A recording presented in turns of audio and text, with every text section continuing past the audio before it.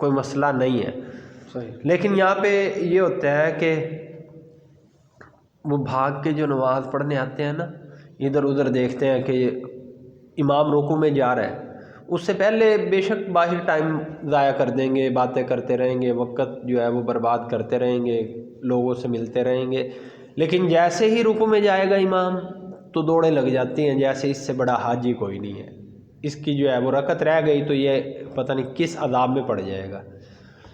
ہم نے جو ہے وہ ایک دفعہ نماز پڑھائی، عام طور وہ نماز میں غلطی ہو جاتی ہے، تو نماز پڑھائی تو وہ نماز ہماری جو ہے وہ کچھ غلطی ہوئی اس میں، تو ہم نے جو ہے وہ اعلان کیا کہ نماز دوبارہ پڑھیں گے بھائی.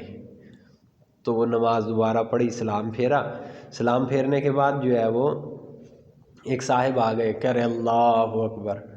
میں نے کہا کیا ہوا، خیر تو ہے؟ کہہ رہے اللہ تعالیٰ نے آج میری عزت رکھ لی، اللہ تعالیٰ نے میرے اوپر اپنا رحم کا معاملہ فرمایا. میں نے کہا کیا ہوا بھائی صاحب؟ کہنے لگے کہ میری کافی عرصے سے جو ہے نا وہ تکبیر اولیٰ فوت نہیں ہوئی تھی، تو لہٰذا آج تکبیر اولیٰ فوت ہو گئی. میرے دل میں بڑا صدمہ تھا اور بڑی کسک تھی، تو اللہ تعالیٰ نے آپ کی نماز خراب کروا کے دوبارہ مجھے تکبیر اولیٰ.